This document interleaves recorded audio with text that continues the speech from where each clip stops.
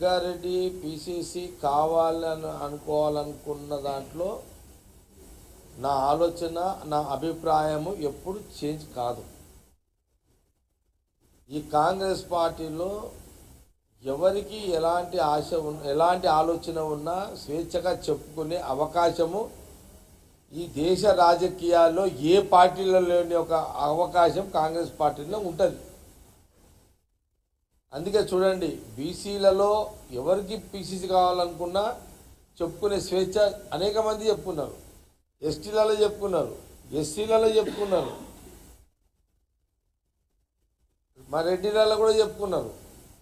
కానీ ఏఐసి ఒక డిసిషన్ తీసుకున్నది. ఇప్పుడు రెడ్డి సామాజిక వర్గానికి ముఖ్యమంత్రి రెడ్డి ఉన్నాడు కాబట్టి ఇప్పుడు రెడ్డి పిసిసి అవకాశం లేదు అని 3-4 నెలల కింద ఒక లైన్ తీసేసుకున్నది పార్టీ అధిష్టానం. అందులో బీసీయా, ఎస్టీయా, ఎస్సీ మాదిగ సామాజిక వర్గం అనే చర్చ జరిగింది. అందులో ఇప్పుడు బీసీకి ఇచ్చిర్రు. మళ్ళీ బీసీలలో మళ్ళీ కులాలు చూడకండి,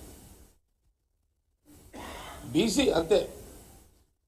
బీసీ అంటే అందరూ, ఒక కులం కాదు కదా బీసీ అంటే. బీసీలలో అనేక కుల వృత్తులు ఉన్నాయి చాలా. ఇక్కడ దాన్ని విడదీయకండి, బీసీగానే చూడండి.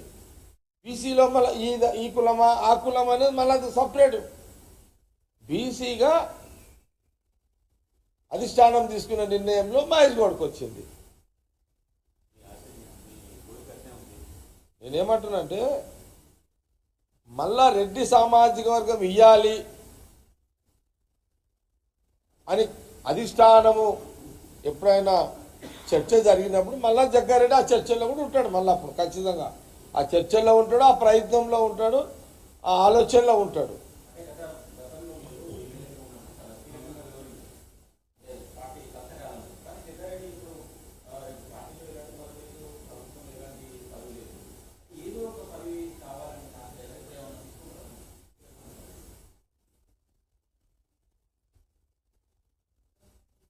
కాంగ్రెస్ పార్టీలో జగ్గారెడ్డి చాలా హ్యాపీగా ఉన్నాడు. నేను చాలా సందర్భాల్లో చెప్పిన, ఈ దేశ ఏ రాజకీయ పార్టీలో లేని ఒక స్వతంత్రము, ఏ రాజకీయ పార్టీలో లేని ఒక స్వేచ్ఛ, ఏ రాజకీయ పార్టీలో లేని ఒక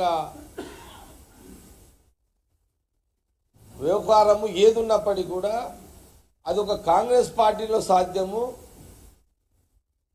అది కాంగ్రెస్ పార్టీలో తప్పితే ఇంకెక్కడ స్వేచ్ఛ రాజకీయాలు ఉండయి అనేది నా పర్సనల్ అనుభవంలో అనేక సందర్భాలు చెప్పిన. వినాయక చవితి కూడా మళ్ళీ చెప్తున్నా.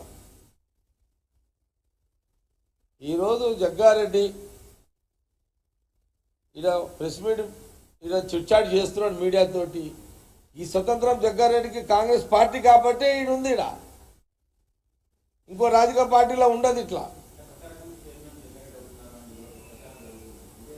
ఈరోజు నెక్స్ట్ ఏ పోస్టులు అనే దాని చర్చలో పోను. మహేష్ గౌడ్ ఒక బీసీ నాయకుడికి, ఒక సామాన్య కార్యకర్త నుంచి అంచెలంచెలుగా ఎదిగి ఒక నిజామాబాద్ నుంచి హైదరాబాద్కి వచ్చి రాష్ట్రానికి